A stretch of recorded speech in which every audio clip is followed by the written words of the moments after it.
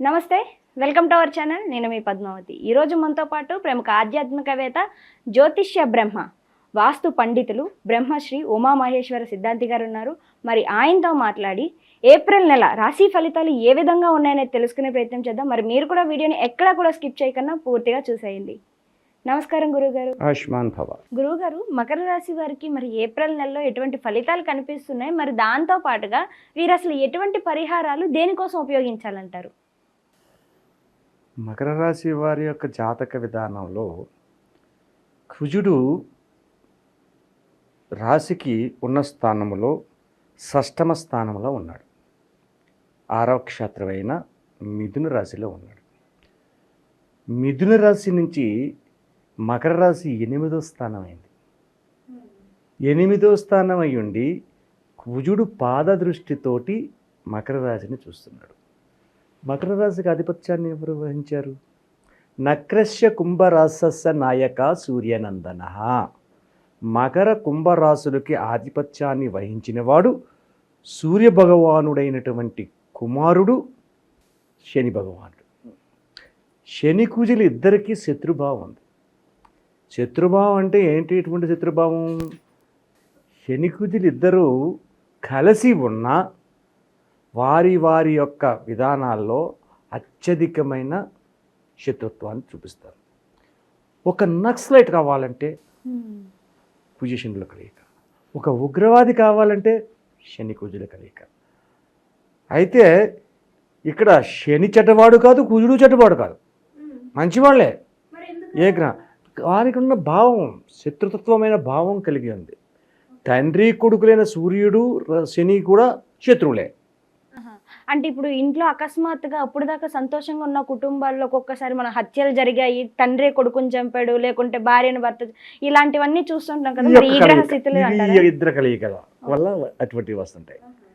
ఇటువంటి విధానంలో ఉంటుంది. అయితే మకర రాశి విధానం మొన్నటి వరకు ఏలినాటి శని ప్రభావంతో కలిగింది. నష్టాన్ని కష్టాన్ని సవి చూశారు. సరేనండి, ఇప్పుడు ఏప్రిల్ నెలలో సుఖ సంతోషాలు ఉన్నాయా? లేవు. ఇప్పటికి కూడా వారికి మకర రాశి వారికి సుఖ సంతోషకరమైన జీవితాన్ని అనుభవించలేకపోతున్నారు. ఎందువలన? ఈ యొక్క కుజ దృష్టి కలిగి ఉండడం వల్ల, షష్టాష్టక ప్రభావం వల్ల. అంటే మకర రాశి నుండి 6వ స్థానమైనటువంటి స్థానం అయింది ఏది? మిథున రాశి. మిథున రాశి నుంచి 8వ స్థానము మకర రాశి అయింది. అంటే షష్టాష్టకం అంటారు. షష్టాష్టకములు కలిగిన రాశి నుంచి షష్టాష్టకములు కలిగినటువంటి భార్యాభర్త సంబంధం కుదిరితే వివాహం చేయకూడదు. షష్టాష్టకం కలిగితే ఆ వివాహం చేసి విడిపోతారు, కలిసి ఉండరు. షష్టాష్టక ప్రభావం అంటారు. ఇదే రాశి విధానంలో ఇప్పుడు షష్టాష్టకం ఎప్పుడైతే కలిగి ఉన్నదో, కుజుని శని తత్వ విధానంలోని ఎప్పుడైతే ఉందో, ఈ యొక్క రాశిలో ఉన్న వారికి అవినాభావ సంబంధములలో లోపం కలుగుతుంది. ఇక్కడ చాలా లోతుగా చెప్పుకుంటున్నాం మనం. అవినాభావ సంబంధం అంటే ఏంటి? అర్థం చేసుకోకుండా, అర్థం అయ్యి కూడా అర్థం చేసుకోలేకుండా తొందరపాటు నిర్ణయమైనటువంటి నిర్ణయాలు తీసుకుంటూ ఉండడం వల్ల నష్టదాయకమైన పరిస్థితిని పొందుతారు. సరేనండి, ఈ విషయాలన్నీ పక్కన పెడదాం ఒకసేపు. పక్కన పెట్టిన తర్వాత మకర రాశిలో ఉండేటువంటి ఉద్యోగ విధానాన్ని చూద్దాం. ఈ మకర రాశి వాళ్ళు చాలా తెలివైన వాళ్ళు, మహా మేధావులు, జ్ఞాపక శక్తి పరాయణులు. ఇప్పుడు నువ్వో నేను ఫోన్ నెంబర్ చెప్పామనుకో, నీకు కానీ నాకు కానీ మర్చిపోతాం. ఒక పేపర్ మీద రాసుకున్నాం, పుస్తకంలో రాసుకున్నాం, లేకపోతే సెల్లో ఫీడ్ చేసుకున్నాం, ఉంచుకుంటారు. ఈ మకర రాశి వారికి అలాగా కాదు. ఒకసారి నెంబర్ చెప్పారంటే వాళ్ళ దృష్టిలో ఉండిపోతుంది, బుర్రలో ఉండిపోతుంది. ఎప్పుడైనా నెంబర్ చెప్పమంటే టకటకటగా చెప్పేస్తారు తడుముకోకుండా. అంత జ్ఞాపక శక్తి ఉంటుంది, మెమరీ పవర్ ఎక్కువ. అలాగే మానవులు నమ్మతగినవారు కాదు అనే భావం కలిగి ఉంటారు. ఎవరిని నమ్మరిల్లు. తాను చేసిందే మంచిది, మనం మంచి చేస్తున్నాం, చెడ్డం చేయట్లేదు. తన పని తాను చూసుకోవాలి. తన పని తాను చేసుకోవాలంటే ఎదుటి వ్యక్తుల దగ్గర వినయ విధేయ నమ్రతగా ఇలా చేతులు కట్టుకుని మాట్లాడతారు. మకర రాశి వారి గొప్పతనం అది. జలతత్వ రాశిది మకర రాశి. భూతత్వ విధానాన్ని కూడా సంతరించుతుంది. కాబట్టి అటువంటి విధానం ఉండి ఇందులో ఉన్న ఉద్యోగంలో ఉండే వారందరూ కూడా బాస్ అనేవాడు ఉంటాడు. ప్రతివాడికి ఒక యాజమాని ఉన్నాడు. యాజమాని దగ్గర కూడా ఎంతో వినయ విధేయతలని సంతరింపచేసి వారి చేత కూడా వీళ్ళు దాస్యం చేసుకోగలరు. వాళ్ళకి అతటివాడికి తెలదు మనం వీరికి దాస్యం చేస్తున్నాం అని. అటువంటి విధంగా చేసుకుంటారు. ఉద్యోగంలో ఎట్టి పరిస్థితుల్లో ఉద్యోగాన్ని వదులుకోవలసిన పరిస్థితి వస్తే ఉద్యోగాన్ని వదులుకోవాలి. నాకు నచ్చలేదు ఉద్యోగం, ఇక్కడ ఉద్యోగం చేయవలసిన పని ఏముంది, కానీ చేయకుండా వెళ్ళిపోతారు. చెప్పాల్సిన అవసరం కూడా లేదు, కానీ వదులుకోరు. సర్వసాధారణంగా ఉద్యోగాన్ని వదలరు. ఉద్యోగంలోని పరిణతి చెందుతారు. ప్రమోషన్స్ వాడు తెచ్చుకుంటాడు. అటువంటి విధంగా ఉద్యోగ రంగంలో ఉన్నవారు యోగ్యతాభావమైన పరిస్థితులు మకర రాశిలో వారు పొందుతున్నారు.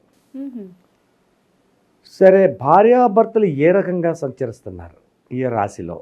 భార్యాభర్తలు సంచరణ కూడా చక్కని అనుకూలతమైన దాంపత్యాన్ని పొందుతూ కుటుంబ వ్యవహారమునకు సంబంధితమైన మాటలే మాట్లాడతారు. చాలామంది వీడికి అవసరం లేని మాటలు మాట్లాడతారు. పక్కోడు గురించో ఎదుటింటోడు గురించో ఆ పైన ఉన్నాడు చూడు వాళ్ళు ఇలా ఉన్నారని, ఇటువంటి అవసరం లేదు వీళ్ళకి. ఈ మకర రాశి వారికి అది మాట్లాడడం మనకు అంత. కానీ వీళ్ళ జోలికి వస్తే వీళ్ళ మీదగా వాళ్ళు వచ్చారంటే ఎదిరించి నెగ్గుతారు. అటువంటి మనస్తత్వ విధానం ఈ భార్యాభర్తలకు ఉంటుంది. అలాగే వివాహం కాని వారు ఎవరైతే ఉన్నారో వివాహాలు అవ్వాలి, వివాహాలు చెయ్యాలి, శుభకార్య విధానాలు చెయ్యాలంటే ఈ యొక్క ఏప్రిల్ నెలలో శ్రీరామనవమి వెళ్ళిన తర్వాత వీళ్ళు ప్రయత్నాలు చేస్తే సానుకూలవంతమైన ప్రయోజనాలు పొందగలుగుతున్నారు. అలాగే భూ సంబంధితమైనటువంటి వ్యవహారములు శ్రీరామనవమి వెళ్ళిన తర్వాత ఇళ్లకు సంబంధించింది కానీ భూమికి సంబంధించింది కానీ వ్యవహారాన్ని చేస్తే విజయవంతంగా పూర్తి చేయగలుగుతున్న పరిస్థితి ఈ రాశి వారికి వస్తుంది. ఇంతటి యోగదాయకమైన స్థితిగతులు. సరేనండి, ఇంతటి యోగదాయకమైన పరిస్థితులు ఉన్నాయంటే శని భగవానుడు దేనికి ప్రతీక కదా? ఆయుష్కి, ఆరోగ్యానికి, కళ్యాణానికి, ఇటువంటి వాటికి సంబంధించింది. ఆరోగ్యాన్ని తీసుకోవాలి. ముఖ్యంగా ఆరోగ్యాన్ని తీసుకోవాలి. ఈ మకర రాశి వారి ఆరోగ్య పరిస్థితులు మందకూడితనంగా ఉన్నాయి ఇప్పుడు ఈ రాశి. అందుకనే మొట్టమొదటి ఏం చెప్పాను, ఈ యొక్క నెలలో కూడా సుఖ సంతోషమైన జీవితాలు పొందట్లేదు అన్నాను. కారణం ఏంటంటే ఆరోగ్యము లేని జీవితము సుఖమనేది ఉండదు. ముందుగా కావాల్సింది ఏంటంటే ఆరోగ్యాన్ని కావాలి. ఆరోగ్యమే కరెక్ట్గా లేకపోతే అనారోగ్యానికి గురి అయితే ఏ రకమైనటువంటి ఫలితాలు ఉంటాయి? సంపూర్ణమైన ఆయుర్దాయం కలిగి ఉన్నాడండి, నిండు 100 ఏళ్ళ ఆయుర్దాయం ఉంది. ఆడే దినానికి ఒక గండం కలుగుతుంది. దినదిన గండం 100 ఏళ్ళ ఆయుష్ అంటారు, సామెత ఉంది. దినము గండమే, రోజుకు ఒక గండం. కానీ బతికేది 100 ఏళ్ళు. ఏదో గండంలో ప్రాణం పోతే ఎగడో లేదు, అలా పోవట్లేదే, ఆ 100 ఏళ్ళు బతుకుతాడు. రోజుకు గండాన్ని స్పేస్ చేస్తున్నాడు. అలాగే ఆరోగ్య విషయం వచ్చేసరికి గండకాలమైన పరిస్థితులే పొందుతున్నారు. సరేనండి, ఆరోగ్య విషయం బాగోలేదు అంటున్నారండి. ఏ విధమైన అనారోగ్యాలు వస్తున్నాయండి వీళ్ళకి? శ్వాస సంబంధిత పూరితమైన వ్యాధులు వస్తున్నాయి, శ్వాస తీసుకోవడానికి సంబంధమైన పరిస్థితులు. అలాగే కాలేయమునకు సంబంధించిన పరిస్థితులు. ఇటువంటి శ్వాస తీసుకోకపోతే ఎలాగా? శ్వాస సంబంధమైన వ్యాధులు ఉన్నాయంటే చాలా ప్రమాదకరమైన వ్యాధి. శ్వాస సంబంధమైన వ్యాధులు వస్తున్నాయి కాబట్టి దాని గురించి ఆలస్యం చేయకుండా ఎక్కువగా శ్రద్ధ తీసుకోవాలి. ఇదే విధంగా మనం కొన్ని రెమెడీస్ చెప్తాం. కొన్ని రెమెడీస్ చెప్పినప్పుడు ప్రసాదంగా సమర్పించేటప్పుడు కొన్ని పళ్ళు కూడా మనం చెప్తాం. కీవీ పళ్ళుని ప్రసాదంగా పెట్టండి అయ్యా అంటాం. దీనికి ఏమైనా పిచ్చి కింద కీవీ పళ్ళు దేవుడిని నివేదించిన పెట్టమేంటి దేవుడికి అని అనుకుంటారు. ఇక్కడ దేవుడు అడగలేదు, కీవీ నివేదన చెయ్యండి, నాకు చాలా ఇష్టం, కాయ ఒకటి 50 రూపాయలు ఉంది, నాకు అదే పెట్టండి అని దేవుడు అడగలేదు. కానీ మనం చెప్తున్నాం, కివీ తిన్నందువల్ల ఏం జరుగుతుంది? శ్వాస సంబంధితమైన వ్యాధిని నివారణ చేస్తుంది. శ్వాస సంబంధమైన వ్యాధిని నివారణ చేస్తుంది. ఇప్పుడు బాబు నీకు శ్వాస సంబంధమైన వ్యాధి ఉందరా, రోజుకు 2 కివీ పళ్ళు తినరా అని అన్నాం అనుకోండి, ఇటు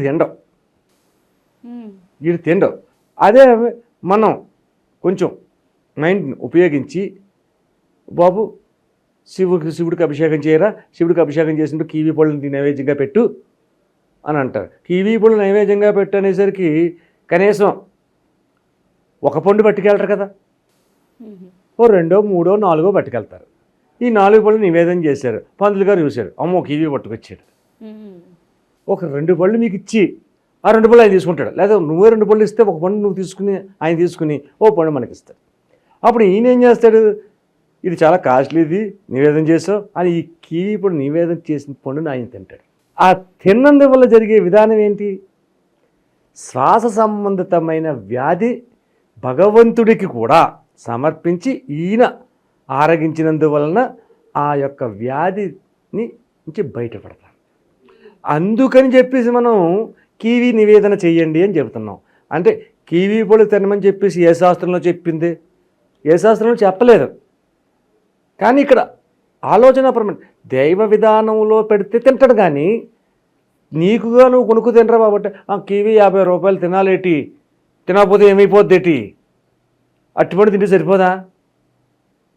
ఈ విధమైన వస్తుంది. కానీ మనం చెప్పేటప్పుడే కివీని నువ్వు నివేదన చేయవయ్యా అంటే ఆ కివీని నివేదన చేసి పెట్టినందువల్ల యోగదాయకమైన. కాబట్టి ఈ మకర రాశి వాళ్ళు శివాభిషేకాన్ని చేపించి అన్ని పళ్ళతో పాటు కివీ పళ్ళను కూడా ఒక 2-3 కివీ పళ్ళను నివేదన చేపించి అది ప్రసాదంగా భావించి ఆ ప్రసాదాన్ని ఆరగించినందువల్ల అనేక రకములైన ఇబ్బందుల నుంచి బయటపడి సుఖ సంతోషకరమైన జీవితాన్ని పొందగలుగుతారు.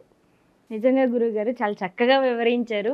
అయితే ఇందులో ఏంటంటే సైకలాజికల్గా దైవభక్తి విధంగానే కాకుండా మనుషులందరిలో కొద్దిగా అవేర్నెస్ క్రియేట్ చేయడం కోసం ఇలా చెప్పడం అనేది చాలా బాగుంది.